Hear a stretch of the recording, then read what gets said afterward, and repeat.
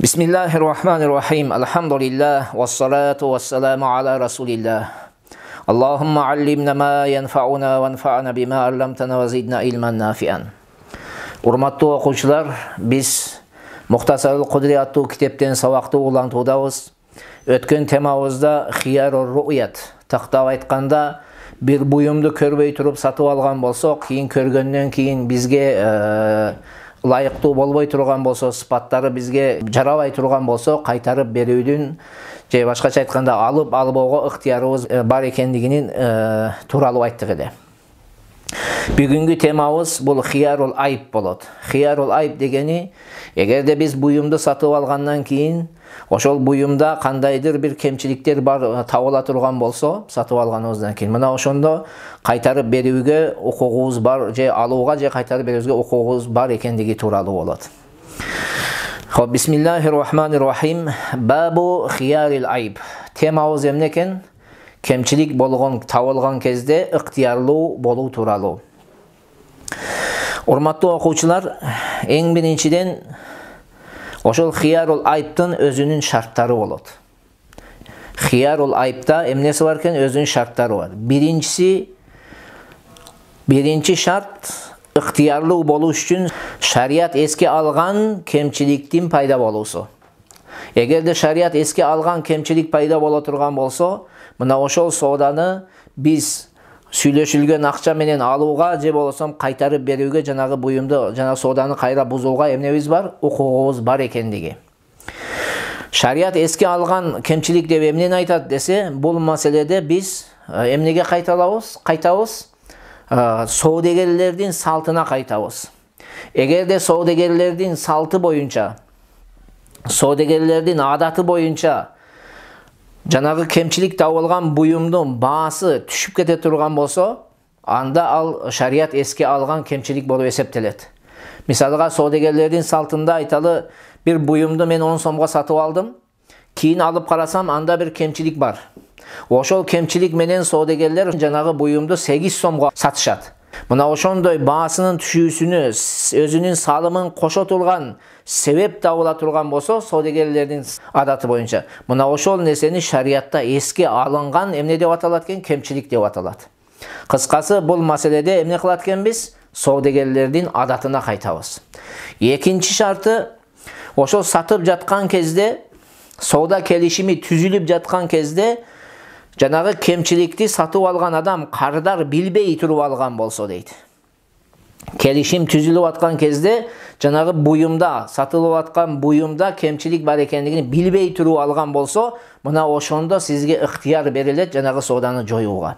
Ал эми эгерде билип туруп, ошол кемчилигине карабастан сиз алып, аны менен иштете турган болсоңуз, ал сиздин ыраазы экендигиңизди эмне кылат? Далалат кылгандыктан сиз бул сооданы кайра жоя албай каласыз. Үчүнчүсү, ошол сатып алган адам жанагы кемчиликке ыраазы болбой турган болсо, ыктыярыңыз бар. Ал эми эгерде сатып алуудун астында мен ушул буюмду бүт кемчиликтери менен саттым десе, сиз сатып алсаңыз, жеки ушул кемчиликтерин мен кечтим, кандай болгон жерде да мен ушул буюмду сатып алам дей турган болсоңуз, анда ошол кемчилиги менен анда сизде кайра кийин кемчилик пайда болгон кезде кайтарып берүүгө эмнеңиз калбай калат? Укугуңуз карабай калат. Кыскасы, 3 шарт менен эмне экен? Кемчилик аркылуу сиз сооданы жоюуга укугуңуз пайда болот. Биринчиси, шарият эске алган кемчилик болсун. Экинчиси, жанагы кардар алдын ала кемчиликтин бар экендигин билбесин, келишим түзүп жаткан кезде билбесин. Үчүнчүсү, ошол кемчиликке ыраазы болбосун. Мына ошол 3 шарт табылганда сиз эмне кыласыз? Жанагы сатып алган буюмуңузда кемчилик пайда болгон болсо, ошол келишилген акчага кааласаңыз сатып аласыз, же болбосо жанагы буюмду кайтарып берип өзүңүздүн акчаңызды аласыз. Бисмиллахир-рахманир-рахим. Иза иттала ал-муштари ala aybin fil mabi'i fa huwa bil khiyari in sha'a akhadhahu bi jami'i thaman wa in sha'a raddahu wa laysa lahu an yumsikahu wa ya'khudha an-nuqsan. Эгерде кардар сатып алган буюмда кемчиликти байкаса, кемчиликти көрүп калса, ал ыктыярлуу болот дейт. Эгер каласа сүйлөшүлгөн баада алат, Эгер каласа кайра кайтарып берет, кайра сооданы эмне кылат? Жоёт дейт. Жанагы буюмду алып калып, разницаны алуунун неси жок, айырманы алуунун укугу жок дейт. Китептин жазуучусу эмне деп атат? Мисалга мен бир телефон сатып алдым мына. Ушул телефонду сатып алдым. Сатып алганымдан кийин ушул телефондун ичинде мен кандайдыр кемчиликти байкап калдым. Ал кемчилик аркылуу бизнесмендердин жаныга барсаңыз дароо эле баасын түшүрүп сатышат. Кыскасы ошондой шарият эске алган бир кемчилик табылды. Эми ушул буюмду мен сүйлөшүлгөн, келишилген баа менен, макулдашкан баа менен алам. Мисалга 10 сомго 10 сом менен алам. Же болбосо ошол буюмду не кылам? Албай эле жанагы сооданы эмне кылам? Кайра жоёмун. Мен укугум бар ушундай кылууга. Бул жерде байкап турсаңыздар, бул исламдын адилеттүүлүгү болуп жатат. Исламдын адилеттүүлүгү ушундай улуу ислам шунчалык адилеттүүлүккө маани берет. Бул жерде эктен тараптын кызыкчылыгын эске алган. Сатуучунун кызыкчылыгын эске алгандыгы, ошол каласак ошол келишилген баа менен аласың деп жатат. Ал эми сатып алуучунун кызыкчылыгы кааласаң кайтарып бересиң деп жатат. Исламдын адилеттүүлүгү бул, урматтуу окуучулар. Касаң сөзүн улантып эмне дейт? Валайса лаху айумсика хуа яхузан нуксан. Жанагы карыдар жанагы буюмду алып калып, эми ошол айырмасын төлө бер деп айтууга укугу жок дейт. Эмне үчүн? Себеби бул жерде сатуучунун укугу корголуп жатат. Сатуучунун кызыкчылыгы корголуп жатат. Эмнеге? Себеби саткан адам бул буюмду мага саткан болсо, ошол 10 сом менен ошол мүлкүдөн чыгуусуна ыраазы болгон, 10 сомдон төмөн менен чыгууга ыраазы болгон эмес. Ошондуктан кааласам мен ошол келишилген саман акчага алышым керек, же сооданы кайра жоюшум керек. Нуксон дегени айырма деп койсок болот. Мисалга, мына буюмду эгерде кемчиликсиз сатса 10 сом, анан айырмасы кийин кемчилик менен болсо 8 сом болсо 2 сом айырмачылык болуп атат. Мына ошол 2 сом айырманы алууга эмнем жок экен, менин укугум жок. Же кайтарып беришим керек, же болбосо ошол сүйлөшүлгөн баа менен алышым керек. Wa kullu ma awjaba nuqsan ath-thamani fi 'adati at-tujjar fa huwa aybun. Wa kullu ma awjaba nuqsan ath-thamani fi 'adati at-tujjar fa huwa aybun. Sodegerlerin adatında baanın düşüşünü, tömön boluşuna sebepçi bola turgan har bir nerse kemçilik bolup eseptelet deydi. Sodegerlerin adatına kayrılabız. Sodegerler kanday nerseni kemçilik dep atap, oşol arkılуу satıla turgan buyumnun baasını tömöndöte turgan bolso, anı biz dagı emne deytkenbiz? Şariatta eske alıngan kemçilik dep atayбыз. Wal ibaqu والبول في الفراش والسرقة عيب في الصغير ما لم يبلغ فإذا بلغ فليس ذلك بعيب حتى يعاوده بعد البلوغ. İbaq kaçuu, kaçaktık, töşökö siyip koyuu, uruluk kıluu jaş balada balagatka jetelek bolo turgan bolso ne bolo eseptelet? Kemçilik bolo eseptelet deydi. Yani balagatka jetkenden keyin al kemçilik bolo eseptelbeyt, anı ne balagatka jetkenden keyin kaytalabayınça deydi. Бұл сүйлөмнүн маанisi сырткы көрүнүшү кичине башкачараак угулат кулагыбызга. Бирок ички мааниси мынтип. Бир адам кул сатып алды. Кул айталы жаш бала. Ал кичинекей бала. Канча жашта экендигини аалымдар тууралуу эми балагатка жете элек кичинекей жаш бала дейт. Ошол жашы тууралуу аалымдардын ортосунда эмне бар? Талаш бар. Кээ бирлер айтат 5 жашар деп коет. Кээ бирлер айтат өзү туалетке барып, туалет кылып, тамак ашыны жей турган жашка жеткен болсо деген сөздү айтат. Кыскасы ошондой кичинекей бала, жанагы өзүн өзү контрол кыла турган жашка жеткен 5 жашар деп коелу бала, кичинекей кезден эле кожоюнун үйүнөн кача берет. Же болсо кожоюн үйүндө жүргөн кезде сийип коет төшөккө. Же урулук менен алектенет. Мына ошондой жаш баланы балагатка жете элек ошондой жаш бала кулду бирөөгө кожоюну сата турган болсо, ошол сатып алгандан кийин балагатка жете элек кайра эле ушул кемчилик, кожоюнун үйүндө болгон кемчилик кайра кардардын үйүндө дагы табылса, анда бул кемчилик болуп эсептелет. Мына ошонун себебинен кайра кайтарып берүүгө эмнеси бар? Сооданы жоюуга эмнеси бар? Укугу бар дейт. Кичинекей экен кезинде, жанагы 5 жашар экен кезинде кожоюн үйдө табылды. Бирок бул киши сатып алды. Сатып алгандан кийин балагатка жете элек экен кезде жаңы кожоюнун үйүндө, кардардын үйүндө жанагы кемчилик кайталанбай, анан балагатка жеткенден кийин анан кайталана турган болсо, ал кемчилик болуп эсептелбейт дейт. Сүйлөмдү ушинтип түшүнүшүбүз керек. Кичинекей экен кезде, жаш бала экен кезинде сийип коюп, качак болуп, урулук кылып жүргөн болсо, ошол кичинекей экен кезинде кайра кардардын үйүндө табыла турган болсо кемчилик экен, бирок кичинекей экен кезинде табылбай балагатка жеткенден кийин кайра ушул маселе кайталана турган болсо, ал не болбойт экен? Кемчилик болуп эсептелбейт дейт. Эмне себептен булар ошондой болуп эсептелет? Себеби кичинекей экен кезде, жанагы жаш бала экен кези менен чоңойгондон кийин бул экөөнүн ортосунда айырмачылыктар болот.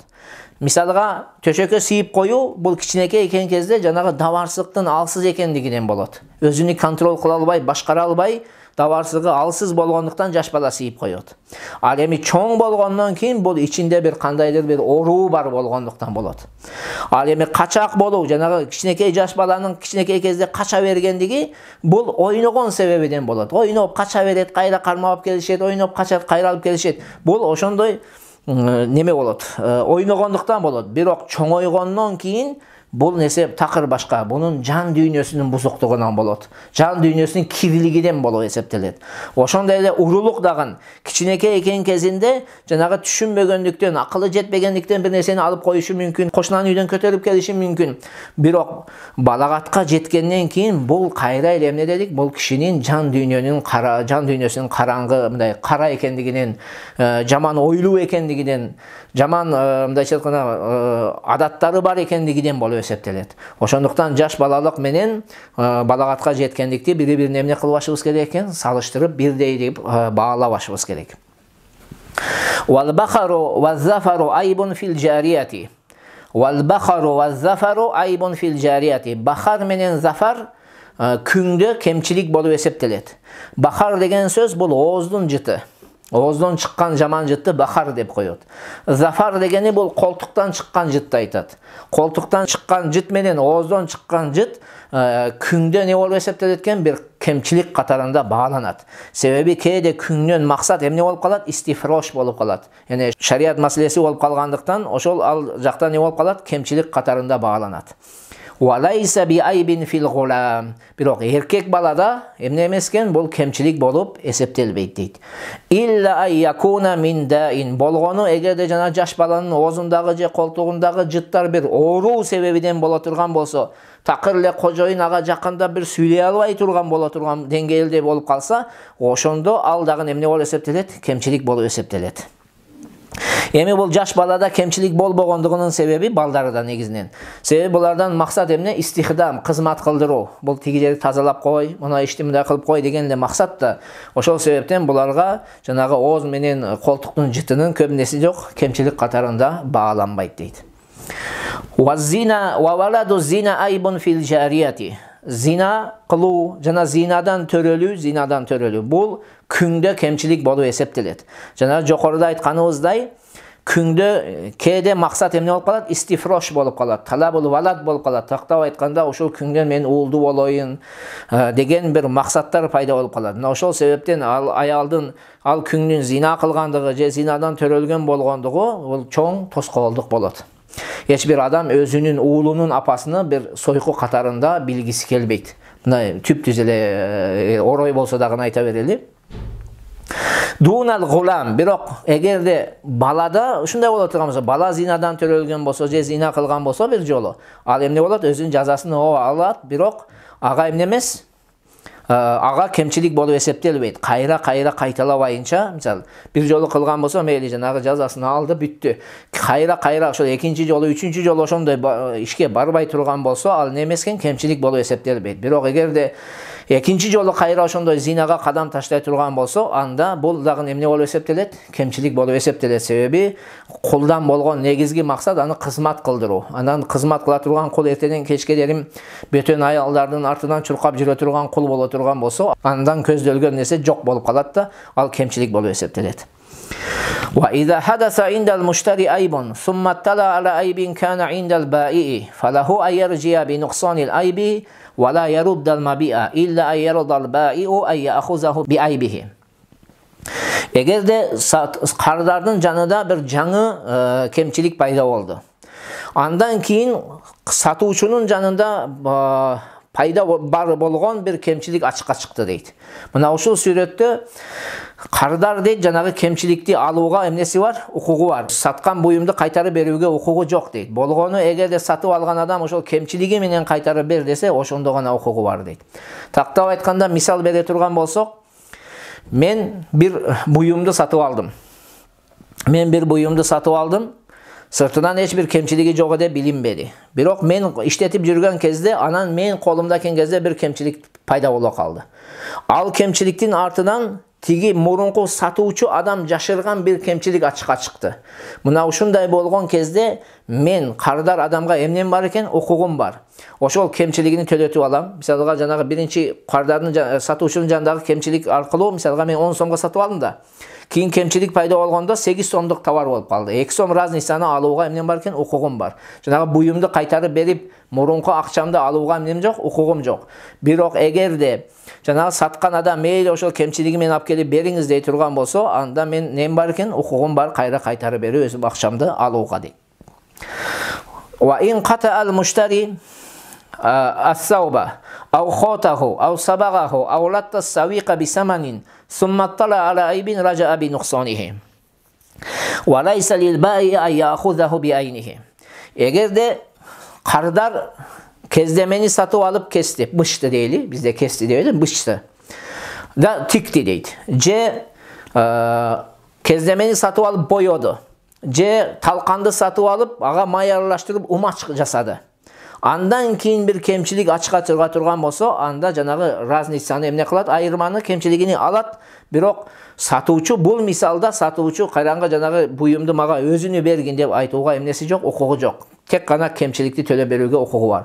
Себеби бул мисалда жокорку мисалдан айырмачылыгы бар. Жокорку мисалда кайра алып кел, мен ошол кемчилиги менен алам дегенде, ал жанагы кардардын мүлкү буга аралашкан эмес болчу. Эми бул мисалда азыр кардардын мүлкү аралашымдай ажырата болбой турган деңгээлде аралашып кетти да. Мисалга талкандан майда кайра ажыратып ала албайбыз да. Ошол себептен бул жерде тек гана эмне кылат экен, сатуучу жанагы разницаны, айырманы төлөп берет, кемчиликсиз баалап, анан кемчиликтүү баалап, өкөөнүн ортосундагы айырманы төлөп берет. Бирок жанагы буюмду ошо кемчилиги менен алып кел, мен сага акчаңды берем деп айтканга эмнеси жок, укугу жок болуп калат. Wa man ishtara abdan fa'ataqahu aw mata indahu thumma tala ala aybin raja'a bi nuqsanihi.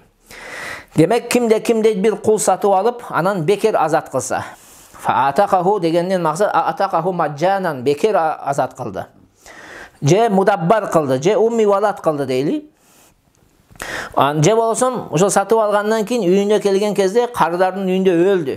Андан кийин бир кемчилик ачыкка чыга турган болсо, анда жанагы разницаны, айырманы эмне кылат? Өндүрүп алат жанагы сатуучудан. Жана жокоруда айтканыбыздай бир кулду сатып алдык 10 сомго. Кийин азат кылдык. Азат кылгандан кемчилик пайда болду. Же болсом өлдү. Өлгөндөн кийин бир кемчилик, эски кемчилиги ачыкка чыкты. Ачыкка чыкты, экөөнү баалайбыз. Эми кемчилик менен баалаганда 8 сом, таза сыпаты эмне дедик? 10 сом. Экөөнүн ортосуна разница канча болду? 2 сом. Мына ошол 2 сомду төлөтүп алат дейт. Бул жерде эмне дедик? Азат кылса, бекер азат кылса дедик. Ал эми эгерде акча менен азат кылган болсо, же мукатап китабат кылып туруп, ал киши ошол мукатап кылып, анан ал киши төлө берген болуп, анан азат болуп кеткен болуп, анан кемчилик ачыкка чыккан болсо, анда кемчиликти кайра алууга эмнеси жок, укугу жок. Ошон үчүн бул жерде азат кылса дегендин мааниси эмне экен? Бекер азат кылса деген сөз. Fa in qatala al-mushtari al-abda aw kana ta'aman fa akalahu thumma tala ala aybihi lam yarji alayhi bi shay'in fi qawli Abi Hanifata. Demek eğer satıp aluvçu karıdar kuldu özü öldürdü. Kuldu satıp aldı da kuldu emne kıldı? Öldürdü deydi. Je bolsam tamaktı satıp alıp tamaktı jep koydu deydi. Andan keyin bir kemçilik açığa çıga turgan bolsa, anda ne kılbayt deydi? Abu Hanifa'nın köz karaşı boyunca eçteke razницаны kaytarıp alууга nesi jok, ukugu jok deydi. Emi bul жерде байкасаңыздар, эгерде сатып алган адам өзү өлтүрсө деген сөздү айтып атат. Ал эми эгерде ал өлтүрбөй башка өлтүрө турган болсочу, кожоюн сатып алган карыдар өлтүрбөй башка адам өлтүрүп койгон болсо, анда карайбыз. Эгерде өлтүргөндүгү жанагы баасыны милдет кылуучу өлтүрүү болсо, мисалы кокустан өлтүрүп алган болсо, анан баасыны жанагы өлтүрүүчүдөн алган болсо, ал саткан сыяктуу болот да, анда эмне кылбайт? Талашсыз жанагы кемчиликти жанагы мурунку сатуучудан өндүрүп алууга укугу калбай калат дейт. Ошондой эле бул жерде карасаңыздар, тамак болсо да тамакты жесе деди. Ал эми тамакты эгер жебей, тамакты сатып алып не кылды? Башка бирөөгө сатты. Же башка бирөөгө бекерге берип ийди харыя кылып. Андан кийин кемчилик билинген болсо, бул сүрөттө дагы эчтекени кайтарып алууга эмнеси калбайт? Укугу калбай калат. Бул талашсыз маселе. Бул жерде Абу Ханифа менен шакирттеринин ортосунда кайчы пикир не экен? Жок. Вакала яржиу би нуксанил айб. Бирок эки имамдын көз карашы боюнча ошол кемчиликтин разницасын, айырмасын не кылат? Өндүрүп алат дейт. Фатва дагы дал мына ошол шакирттеринин сөзүнө берилген. Кыскасы, тамак алып сатып алып жедик, кемчилик пайда болгон болсо, биз анын кемчилигин төлөтүп алууга эмне экен? Шарият боюнча укугубуз бар. Ва ман баа абдан фабааху ал-муштари ثم رد عليه بعيب فإن قبله بقضاء القاضي فله أن يرده على بائعه الأول وإن قبله بغير قضاء القاضي فليس له أن يرده على بائعه الأول. Demek eğer kimde kim bir kuldu satıp alıp kayra satsa deydi. Misalga men Jumadil'den 10 somga bir kul satıp aldım da ana Acı Murat'a sattım. Acı Murat keyin kemçiligi tabılgandıktan kayra maga sottun çeçimi menen kayra alып kelip berdi, men аны kabul kıldım.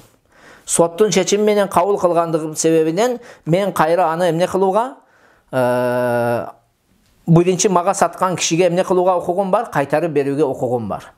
Бирок эгер де мен соттун чечимисиз эле жанагы мен өзүм саткан кишиден кайра кайтарып ала турган болсом, анда мен биринчи мага саткан кишиге кайра кайтарып берүүгө укугум калбай калат. ومن اشترى عبدا وشرط البائع البراءة من كل عيب فليس له أن يرده بعيب وإن لم يسمي جملة العيوب ولم يعدها. Demek kimde kim bir kul satıp aldı deydi. Bирок satuvçu satkan kezdе aytты, bardык kemçiliklerinden keçesinde satıp alasың dedi. Tigi kişi dagы makul olup satıp aldı. Keyin kayra kaytarıp berүүгө эмнеси жок, укугу жок болуп калат. Эгер канчалык кемчиликтердин бардыгын санап атаган болбосо дагы кайра кайтарып берүүгө эмнеси жок экен, укугу жок. Себеби жокоруда биз шарттарды айтканда үчүнчү шарт эмне эле? Кемчиликтерди эмне кылбасын? Кемчиликти көрүп туруп ыраазычылыгын берген болбосун, ошону кечип туруп сатып алган болсо, анда кийин кайра кайтууга укугу жок деп айттык эди. Ушул жерде сабагыбызды токтотолу. Аллах таалам бардыгыбызга туура түшүнүк берсин. Ассаламу алейкум ва рахматуллахи ва баракатух.